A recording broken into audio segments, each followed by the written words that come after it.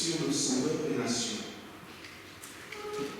Notre célébration du jour est couplée à la liturgie du baptême enfant.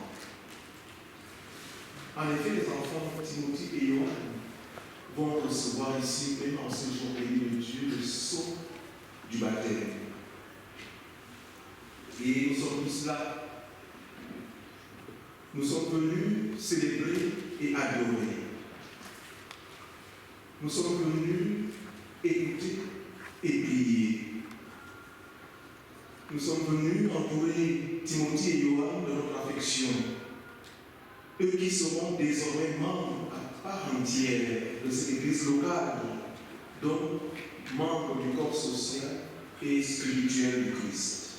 À vous tous, je vous souhaite la bienvenue en ce lieu de la présence de Dieu et de la bénédiction. Je vous accueille avec joie, avec amour et avec enthousiasme. Et que la grâce, la miséricorde, la paix vous soit donnée de la part de Dieu le Père, de Jésus-Christ, le Fils du Père, et l'Esprit Saint, notre consolateur, dans la vérité et dans l'amour. Amen. Faisons monter vers le Père de miséricorde le cri de notre adoration et de notre prière. Éternel, avec l'oreille, exauce-moi, car je suis malheureux et indigent. Garde mon âme, car je suis pieux. Mon Dieu, sauve ton serviteur qui se confie en toi. Exige de moi, Seigneur, car je crie à toi jour et nuit. Réjouis l'âme de ton serviteur, car à toi, Seigneur, je lève mon âme. Car tu es bon, Seigneur, tu pardonnes, tu es plein d'amour pour tous ceux qui t'invoquent. Éternel, fais l'oreille à ma prière, sois attentif à la voix de mes supplications. Je t'invoque au jour de ma détresse, car tu m'exauces. Nul n'est comme toi parmi les dieux, Seigneur, et rien ne ressemble à tes œuvres. Pour les nations que tu as faites, viendront se prosterner devant ta face, Seigneur, et rendre gloire à ton nom. Car tu es grand et tu opères tes prodiges. Toi seul, tu es Dieu. Enseigne-moi tes voies, ô Éternel. Je marcherai dans ta fidélité. Dispose mon cœur à la crainte de ton nom. Je nous invite maintenant à nous lever ensemble pour seulement les faire de poursuivre notre adoration et notre prière en chantant tous ensemble le cantique 271, louange et gloire à ton nom.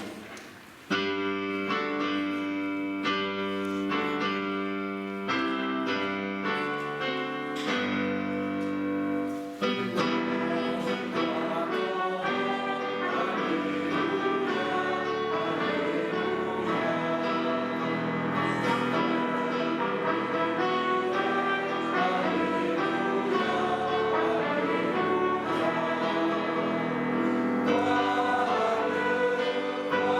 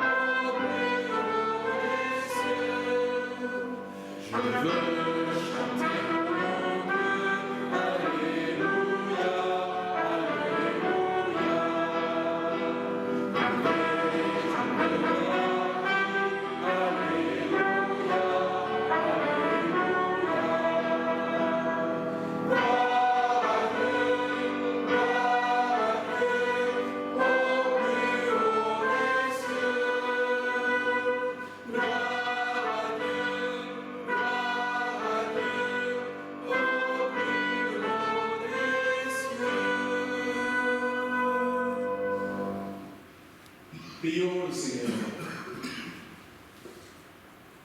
Père éternel, ton amour est sans frontières et ta puissance sans limite. Nous te prions.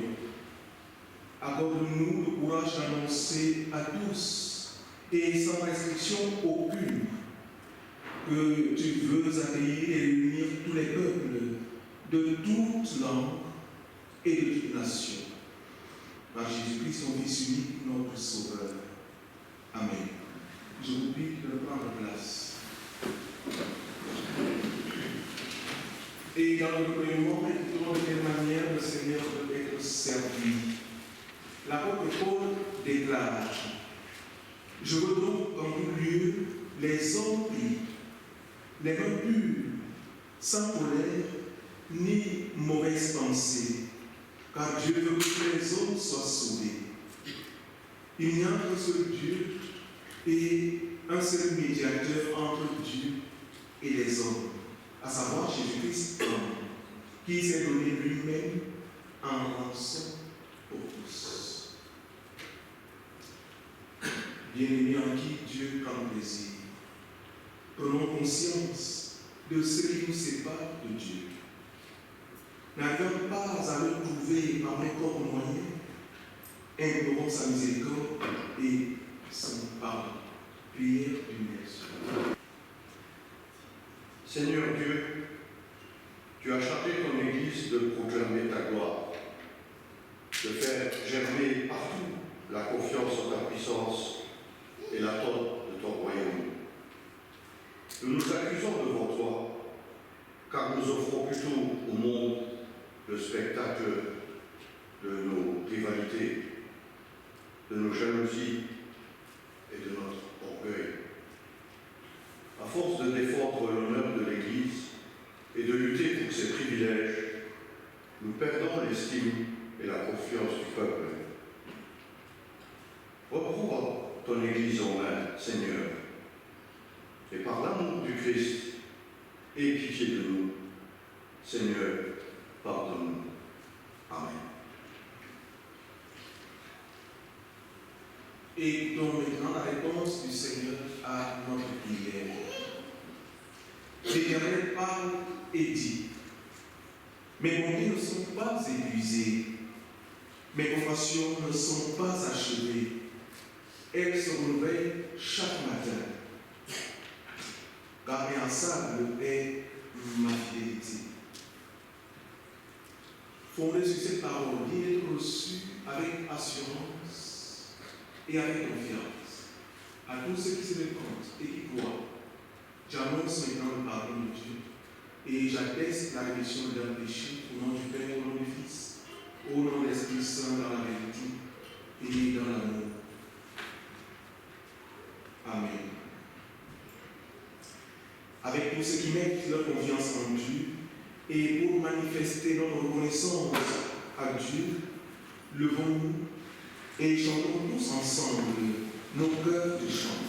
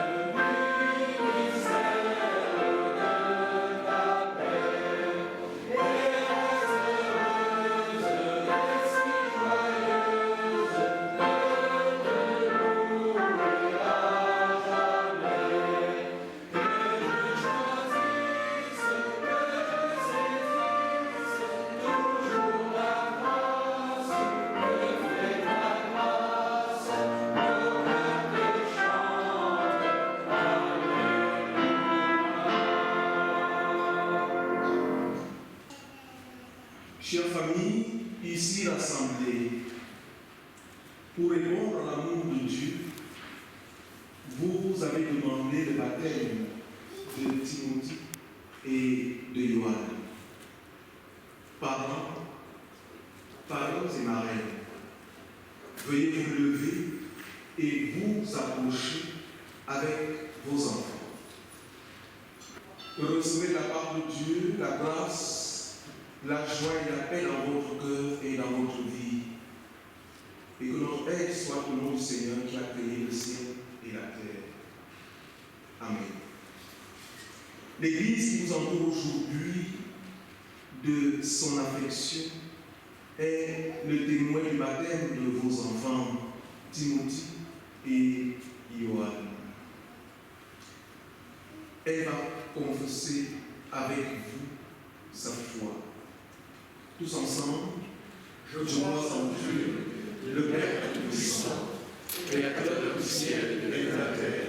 Je crois en Jésus-Christ, son Fils unique, notre Seigneur, qui a été conçu du Saint-Esprit et qui est né de la Vierge Marie. Il a souffert sous Ponce Pilate, il a été crucifié, il est mort, il a été enseveli, il est descendu aux enfers. Le troisième jour, il est ressuscité des morts, il est monté au ciel, il est assis à la droite de Dieu, le Père Tout-Puissant, et il viendra de là pour juger les vivants et les morts. Je crois en l'Esprit Saint, la Sainte Église universelle, la communion des saints, la rémission des péchés, la résurrection de la chair et la vie éternelle. Amen. Puisque vous avez demandé que vos enfants reçoivent le sacrement du baptême, je vous invite maintenant à écouter de quelle manière le Christ ressuscité, notre Seigneur, a institué le Saint-Sacrement du baptême. Après sa glorieuse résurrection et avant son entrée dans le séjour de la gloire éternelle, le Christ ressuscité appela les 11 et leur parla en ces termes. Tout pouvoir m'a été donné dans le ciel et sur la terre. Allez, faites de toutes les nations des disciples, baptisez-les au nom du Père, du Fils et du Saint-Esprit, et enseignez-leur à garder tout ce que je vous ai prescrit. Et voici, je suis avec vous tous les jours, jusqu'à la fin du monde. Amen. Bien-aimés de Dieu, le baptême nous est administré comme signe de notre adoption et notre entrée au corps du Christ, afin d'être lavé et nettoyé par son sang, et puis renouvelé par son esprit pour vivre désormais d'une vie sainte. L'eau du baptême est donc la symbolique du lavement et de la purification. Bien que nous ne recevons qu'une seule fois le baptême, nous affirmons aussi que les bienfaits qui nous y sont présentés s'étendent au cours de notre vie entière, en sorte que nous avons une attestation permanente que Jésus-Christ sera toujours notre justice et notre sanctification. Et puisque vous l'avez demandé, Timothée et Johan vont être baptisés au nom du Père qui leur a donné le souffle, l'être et le mouvement. Timothée et Johan vont être baptisés au nom du Fils, Jésus-Christ, mort et ressuscité pour eux, et qui les appelle d'ores et déjà à son service. Johan et Timothée vont être baptisés au nom de l'Esprit Saint, qui fera naître en eux la foi, l'espérance et l'amour. Voyez-vous, chaque jour de notre baptême nous rappelle que nous dépendons de Dieu seul et qu'ensemble, nous vivons de son amour. nous avons son amour en partage. Nous voyons que cela est vrai également pour nos enfants, même s'ils ne le savent pas encore. En effet, nous aimons Dieu parce que lui nous a aimés le premier. Engagement. Je vous invite maintenant à prendre votre libre engagement devant Dieu et devant son Église ici rassemblée. Puisque vous avez demandé le baptême de Timothée et de Johannes pour répondre à l'amour de Dieu qui les reçoit ici et maintenant dans son alliance de grâce. C'est une chose merveilleuse. Par votre exemple, votre appui, par vos prières, vous les soutiendrez pour qu'à l'âge de la raison et de la responsabilité, ils puissent se lever par eux-mêmes à l'effet de dire oui à leur baptême. Alors je vous le demande, à vous parents et maris, voulez-vous être pour Timothée et pour Johannes des témoins du Christ, des compagnons de route qui les conduisent dans les sentiers du Seigneur? Si tel est votre engagement, répondez oui, Jésus-Christ est le Seigneur, qu'il me soit en aide. Est-ce bien là votre engagement? Oui, Jésus-Christ est le Seigneur, qu'il me soit en aide. Le Seigneur est le témoin de votre engagement. Qu'il vous soit en aide. Amen. Je demande maintenant à l'Église de se lever. Quant à vous, fidèles et membres de cette Église locale, souvenez-vous que nous avons la même grâce en partage et donc nous vivons de la même grâce. Baptisés, nous sommes solidaires les uns les autres. En conséquence, voulez-vous accueillir Timothée et Johannes dans notre communauté fraternelle afin qu'ils parviennent un jour à la pleine connaissance de Dieu? Si tel est votre souhait, dites oui, Jésus-Christ est le Seigneur, qu'il nous soit en aide. Est-ce bien là votre souhait? Oui, Jésus-Christ est le Seigneur, qu'il nous soit en aide. Le Seigneur est le garant de votre engagement. Qu'il vous soit en aide. Amen. Je vous prie de prendre place. Prions le Seigneur.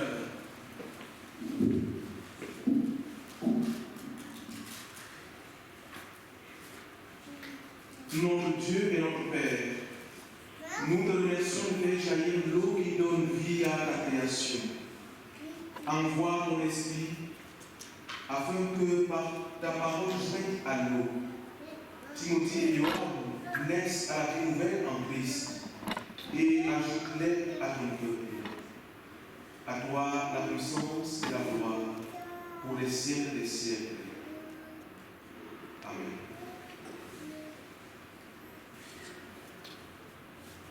Le Seigneur parle et dit: laissez venir à moi les petits enfants et ne les empêchez pas, car le royaume des cieux est pour ceux qui les ressemblent.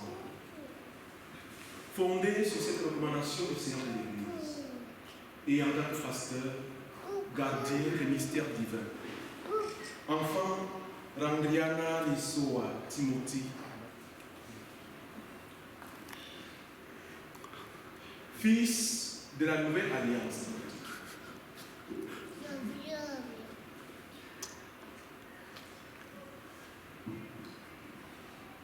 Je te baptise au nom du Père, au nom du Fils, au nom de l'Esprit Saint. Amen. Mon enfant Timothy, que la bénédiction du Père repose sur toi maintenant. Que l'amour du Fils qui a donné sa vie pour que tu aies la vie soit ton partage. Que le souffle de l'Esprit Saint passe sur toi qu'il ouvre ton esprit à l'éveil de Dieu, à l'amour de Dieu, à la connaissance de Dieu, à la sagesse de Dieu, et à la raison, la responsabilité qui te donne de te lever par toi-même pour honorer le nom du Seigneur, à qui appartient le règne, la puissance et la gloire pour les siècles des siècles. Amen.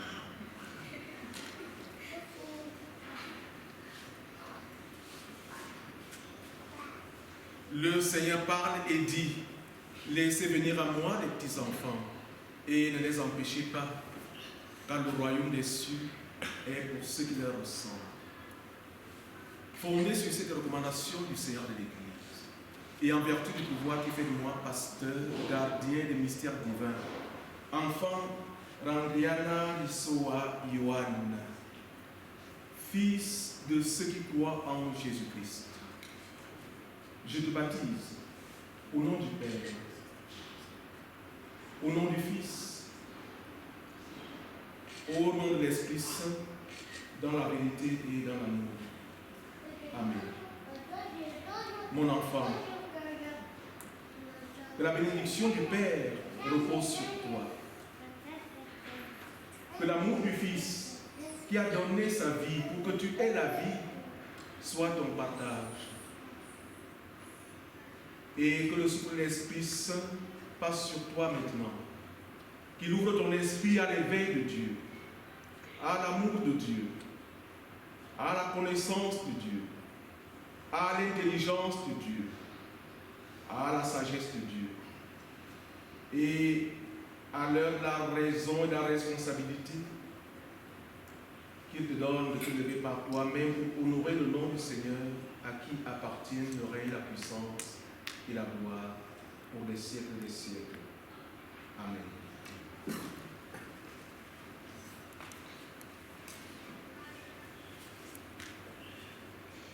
Prions le Seigneur. Père saint et juste, nous te disons notre joie et notre reconnaissance pour Timothy et pour Johan, qui viennent de recevoir le sceau de la grâce. Nous te prions pour eux et pour leur famille. Nous te remercions également pour notre baptême à nous et pour la fidélité de ton amour. Amen. Frères et sœurs dans le Seigneur, voici Timothy et Johan. Par ce baptême, nous attestons qu'ils sont devenus enfants de Dieu. Ils sont ici chez eux. Et vous êtes leur famille spirituelle. Et donc, leur famille selon l'esprit.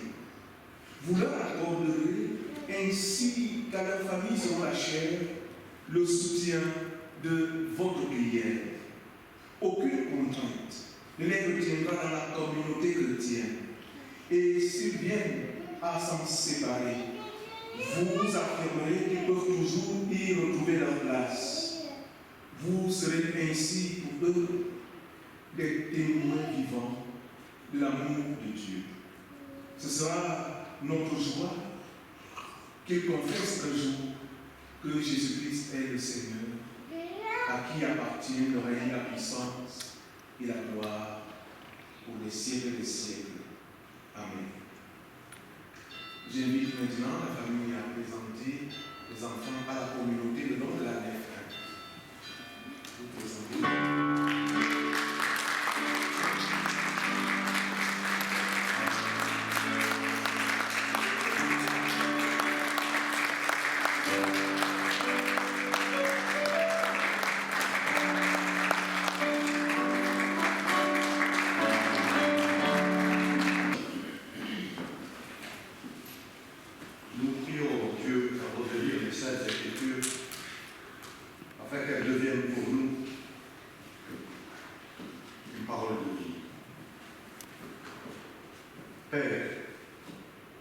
Nous t'avons appelé ainsi parce que tu nous as parlé, parce que des croyants nous ont transmis leur expérience et leur témoignage.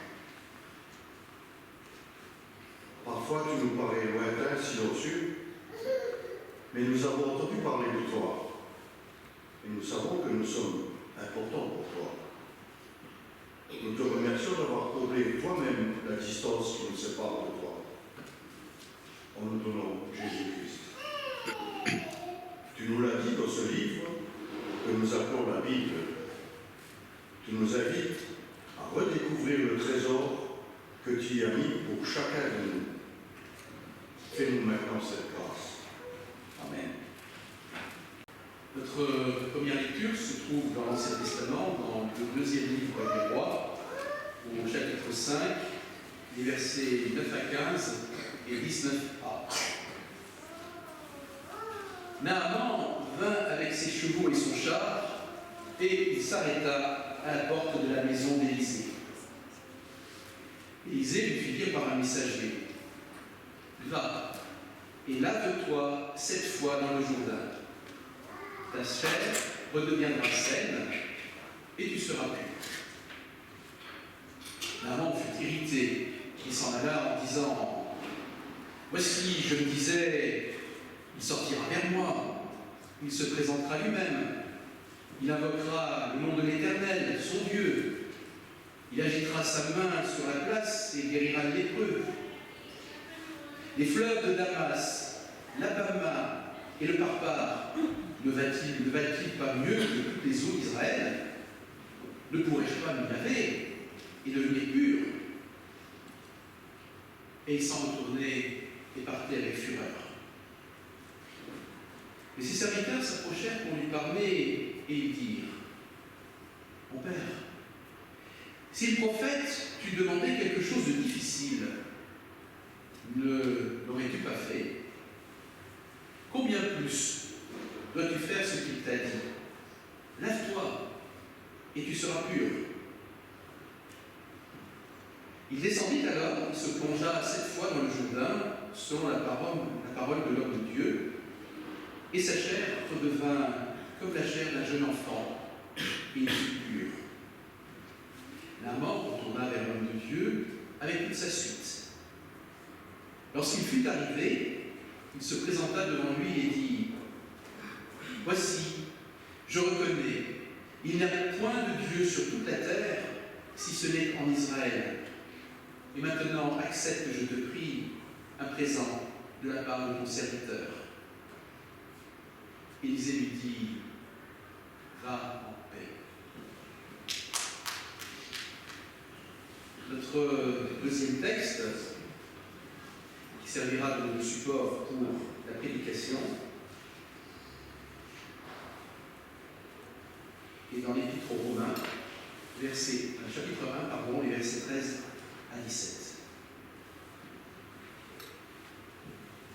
Je ne veux pas vous laisser ignorer, frères, que j'ai souvent formé le projet d'aller vous voir, afin de recueillir quelques fruits parmi vous, comme parmi les autres nations. Mais j'en ai été empêché jusqu'ici.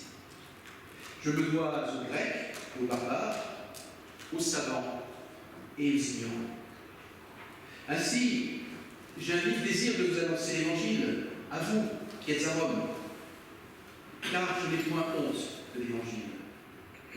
C'est une puissance de Dieu pour le salut de quiconque croit, du juif, premièrement, puis du grec. Parce qu'en lui est révélée la justice de Dieu par la foi et pour la foi, selon qu'il est écrit: le juste vivra par la foi. La troisième lecture se trouve dans l'Évangile de Matthieu, au chapitre 8, les versets 5 à 13.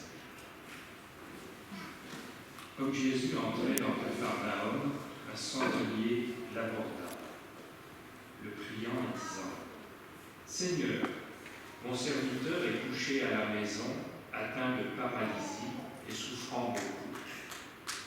Jésus lui dit: J'irai et je le guérirai. Le centenier répondit: Seigneur, je ne suis pas digne que tu entres sous mon toit, mais dis seulement un mot et mon serviteur sera guéri. Car moi qui suis soumis à des supérieurs, j'ai des soldats sous mes ordres, et je dis à l'un: va, et il va, à l'autre: viens, et il vient, et à mon serviteur, fais cela, et il le fait. » Après l'avoir entendu, Jésus fut dans l'étonnement, et il dit à ceux qui le suivaient: « Je vous le dis en vérité, même en Israël, je n'ai pas trouvé une aussi grande foi.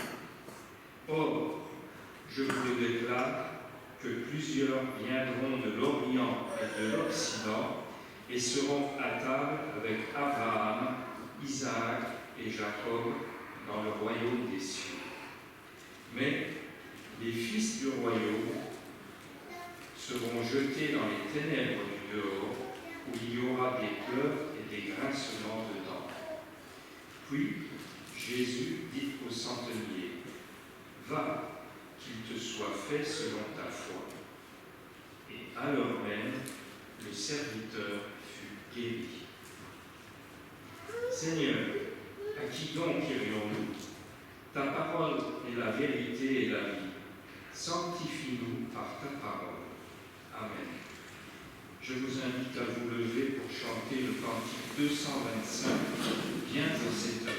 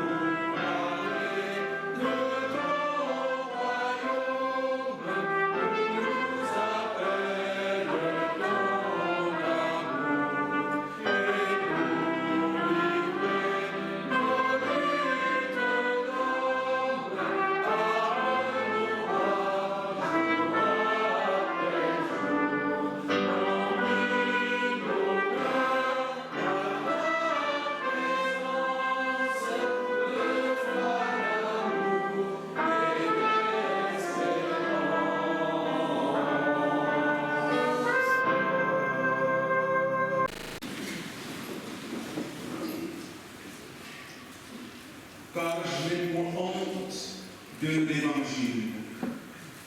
C'est une puissance de Dieu pour le salut de quiconque croit, du juif premièrement, puis du grec. Parce qu'en lui est révélée la justice de Dieu par la foi et pour la foi, selon qu'il est écrit, le juste vivra par la foi. Versets 16 et 17 du texte qui sous-tend mon message de ce jour. Bien-aimés en qui Dieu prend plaisir, je veux recevoir mon salut fraternel dans le nom du Seigneur.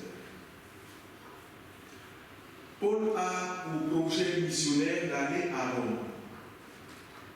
Dans son épître destinée à l'Église qui est à Rome, il commence par exprimer sa satisfaction concernant chacun des chrétiens de Rome, de ce que leur foi n'est pas cachée en un point secret, mais au contraire connue de tous. Ce qu'il a sur le cœur lorsqu'il intercède pour cette église locale, c'est que Dieu permet en temps opportun de les rencontrer, si toutefois c'est la volonté de Dieu. Si l'apôtre veut aller à Rome, c'est pour communiquer quelques dons spirituels, c'est-à-dire quelques dons de la grâce. Voyez-vous, un don est toujours donné.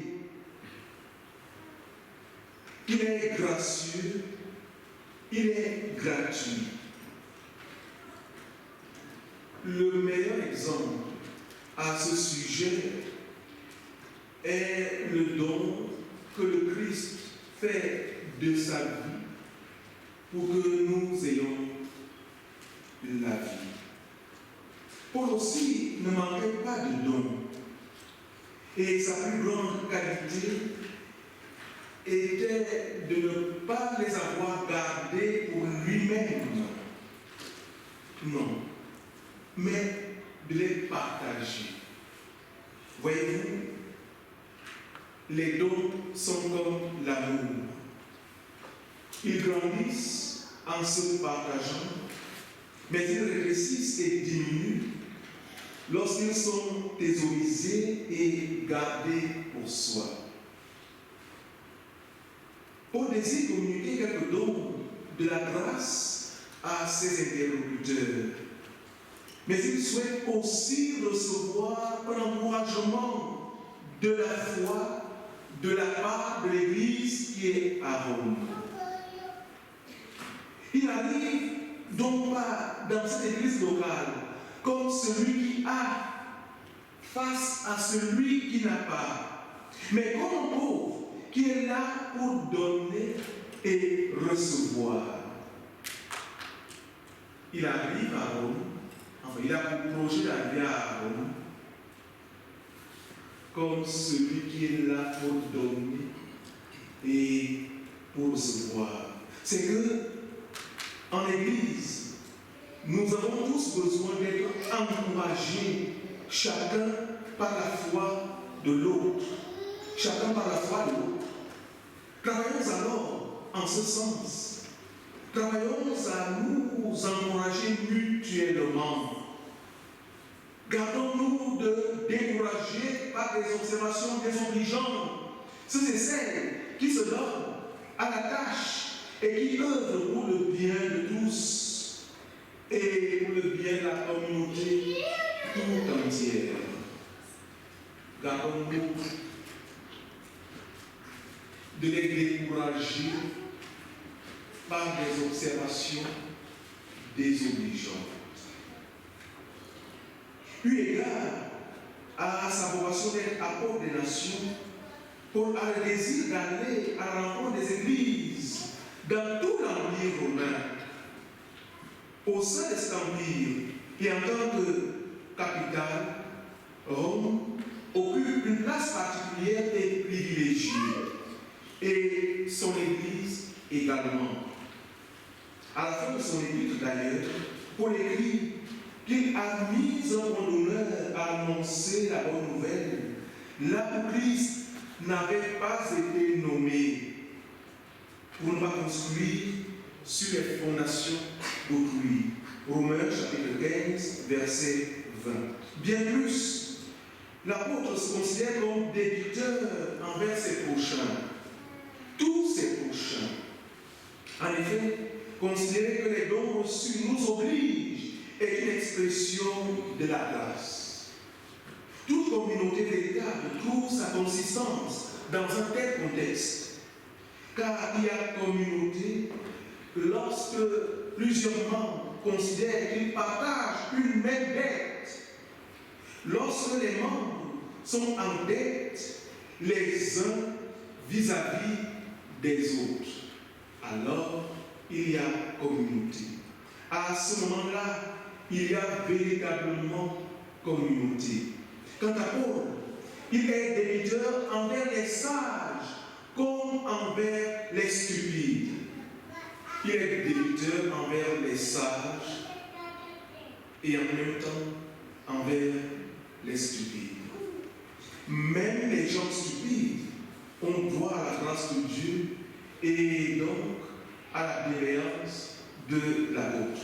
Voilà, bien aimé, un bel exemple que nous donne l'apôtre Paul. Même les gens considérés par la multitude comme stupides et sans importance ont leur place dans la communauté. Ils ont leur place dans la communauté. Ils ne sont pas exclus de la communauté.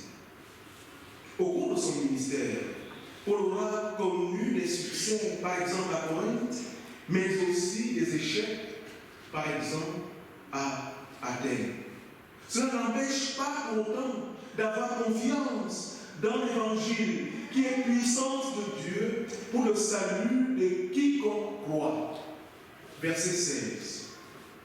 Pour celui qui croit, en effet, l'Évangile est une puissance. Il est une puissance. Et pour les autres, il est une simple parole. Et pour toi qui m'écoutes, qu'est-ce que l'Évangile pour toi? Puissance de Dieu ou alors une simple parole?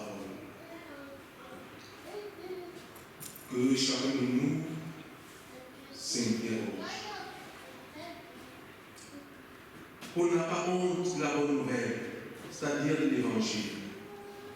Nous sommes alors enseignés que chaque fois que j'ai honte de l'Évangile, c'est que je ne crois pas à sa puissance transformatrice.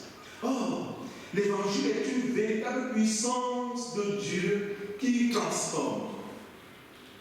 Il est justice de Dieu par le moyen de la foi. En ce sens, en se l'appropriant, le juste vivra par la foi. Le juste vivra par la foi. La compréhension de la justice de Dieu est donc une bonne nouvelle. C'est par la foi que j'entends que la justice de Dieu est une bonne nouvelle. Et c'est par la foi que je suis invité à la vivre concrètement, ici et maintenant. En ce sens, je deviens témoin de l'Évangile. Le Christ engageait ses disciples en ce sens en proclamant: ce n'est pas vous qui m'avez choisi, mais moi, je vous ai choisi et je vous ai établi afin que vous alliez et que vous portiez du fruit et que votre fruit demeure. Si vous portez beaucoup de fruits, c'est ainsi que mon Père sera glorifié et vous serez mes disciples. Jean chapitre 15, versets 16 et 8. Oui, bien-aimés en qui Dieu prend plaisir. Nous sommes tous invités à porter beaucoup de fruits pour que le Père soit glorifié et que nous soyons véritablement disciples, témoins du Seigneur glorifié. Frères et sœurs en Christ, la méditation de ce court texte a été le point de départ ou le commencement de la réforme initiée par Luther.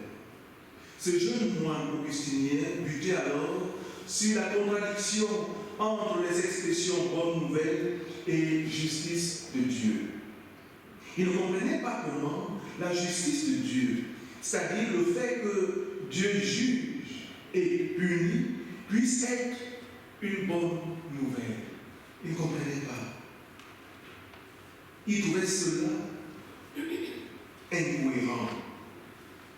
Mais voyez-vous, Luther a résolu cette contradiction lorsqu'il a compris que la justice de Dieu ne signifie pas que Dieu jugeait, mais que Dieu le voyait juste par la foi en Jésus-Christ. Voilà la justice de Dieu. Dieu le voyait juste à cause de sa foi en Christ Jésus. Et c'est cela la justice de Dieu. Nous sommes alors enseignés que si nous avons la foi en Christ Jésus, Dieu nous considère dès lors comme justes et du coup, nous sommes justifiés. C'est ce que nous appelons depuis Luther et avec Luther la justification par la foi. Avoir la foi en Jésus-Christ, c'est avoir une ferme et totale confiance en Jésus-Christ. Pour le réformateur, en effet, le principe de la justification par la foi est le cœur même de l'évangile ou alors de la bonne nouvelle. La justification par la foi, c'est donc l'évangile en puissance. L'évangile en puissance. Ce qui a fait dire à Luther que la justification par la foi est l'article principal de notre doctrine. C'est cet article maintient l'Église du Christ. Là où cet article est perdu, le Christ ainsi que l'Église sont perdus.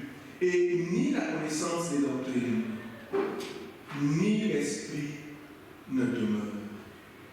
Il est le soleil, le jour, la lumière de l'Église. Frères et sœurs en Christ, celui ou celle qui est juste est donc justifié en vertu de sa foi, et celui-là ou celle-là vivra. Celui ou celle qui est justifié vit de la foi en la miséricorde du Christ. La justice de Dieu est bonne nouvelle pour moi, pour toi et pour le monde. Le juste vivra. C'est une promesse fondée sur la foi et sur la fidélité de Dieu.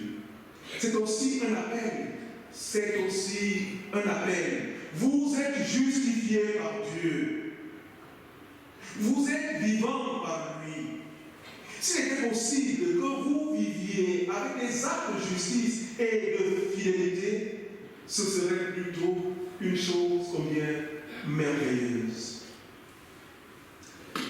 Dieu nous regarde désormais comme justes si nous avons la foi en Christ Jésus.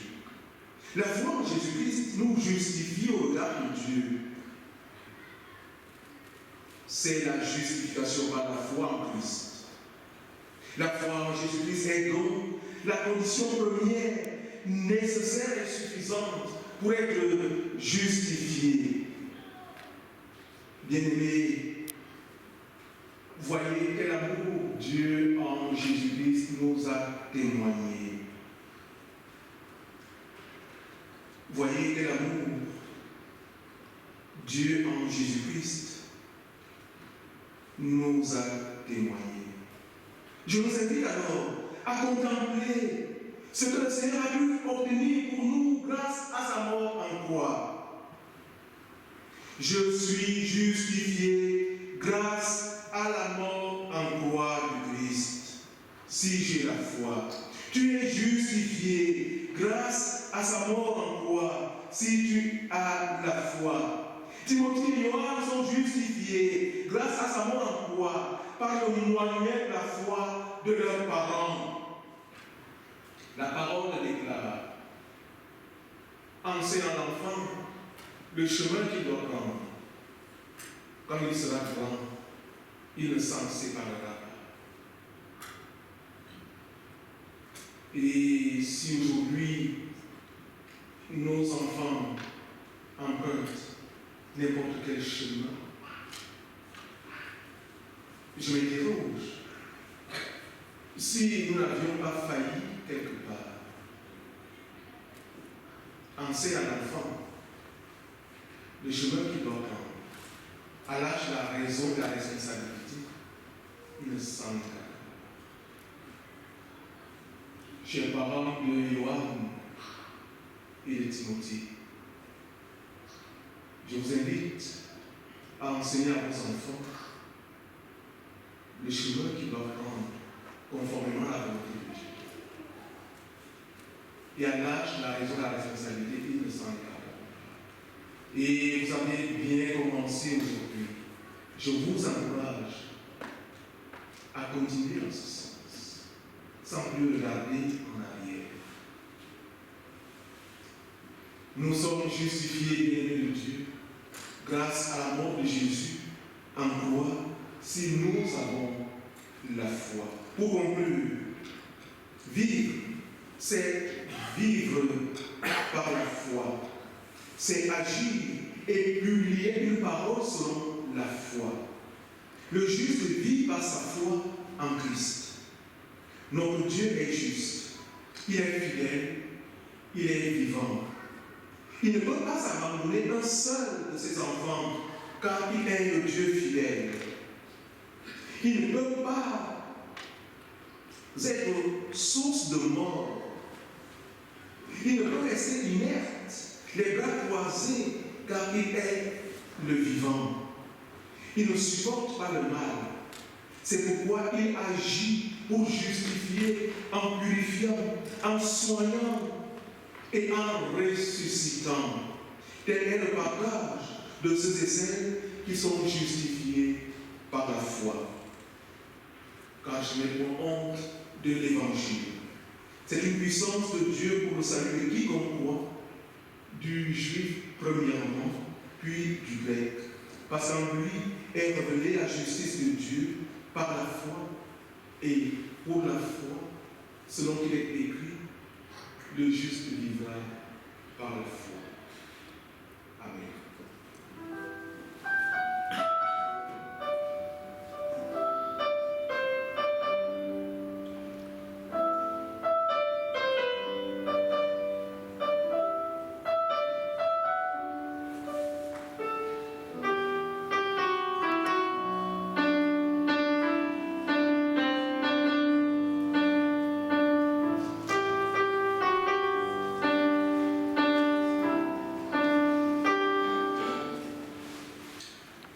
Je vous invite à vous lever à l'effet de chanter tous ensemble dans le 574, je ne t'appartiens pas le baptême.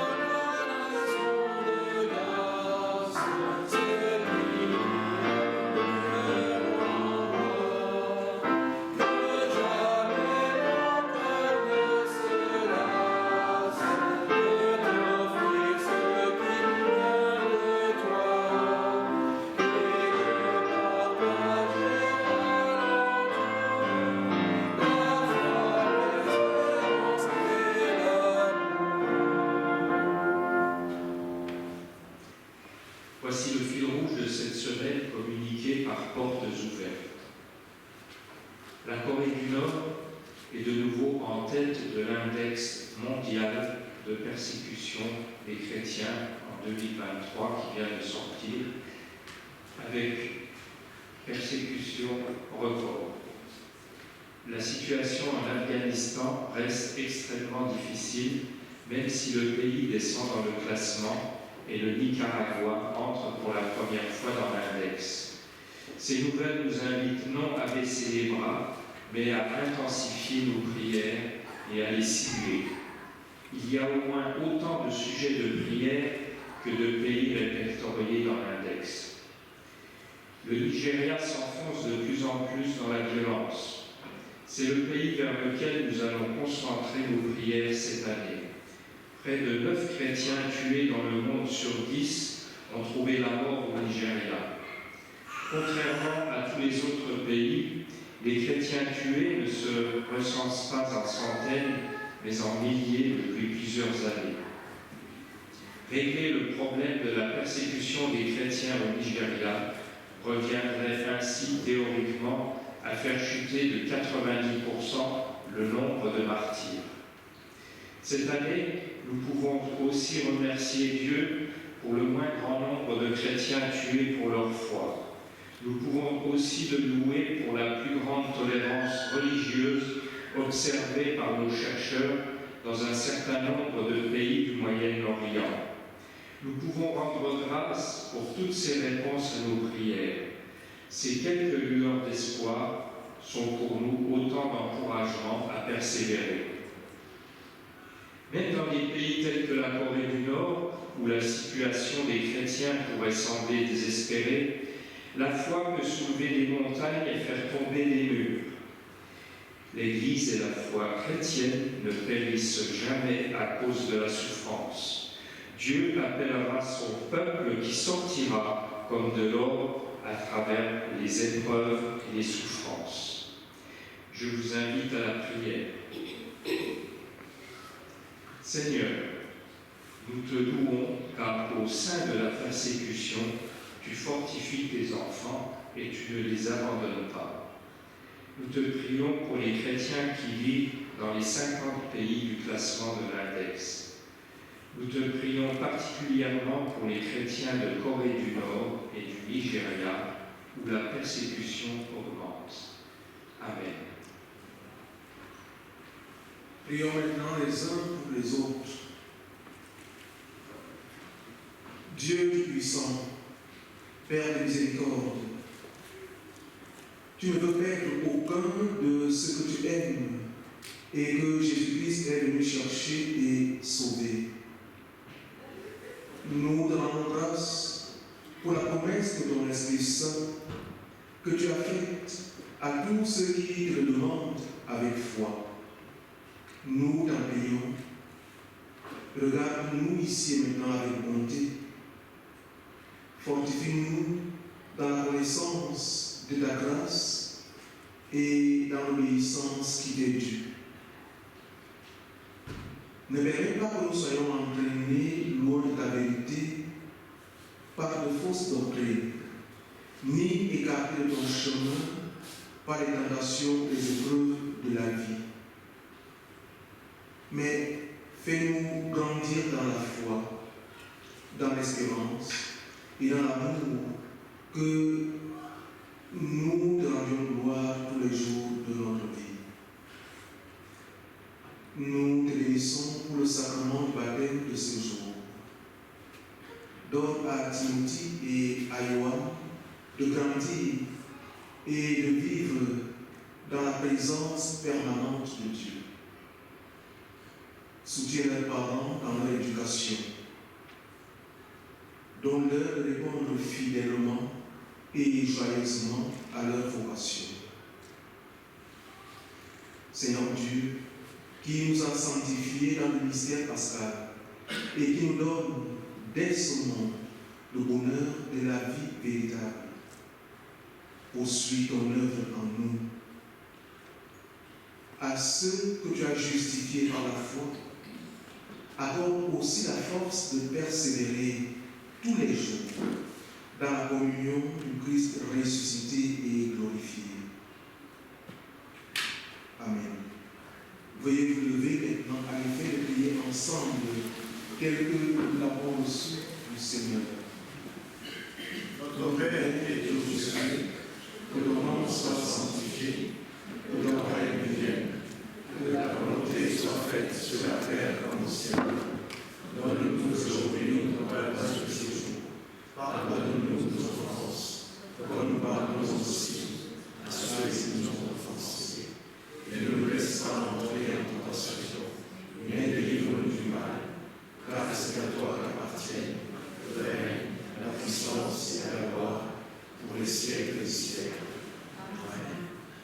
recevez maintenant la bénédiction de la part de Dieu.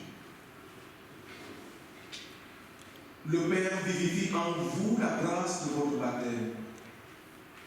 Le Christ ressuscité et glorifié accompagne toute votre vie. L'Esprit vous fait participer dès maintenant au monde nouveau. Partez avec la force qui vous est donnée. Elle vous accompagne partout, en tout temps, en tout lieu et de toute manière. Partez maintenant. Vous êtes aimés de Dieu. Vous êtes bénis de Dieu. Amen. Et terminé le cantique 532, tu nous appelles à t'aimer.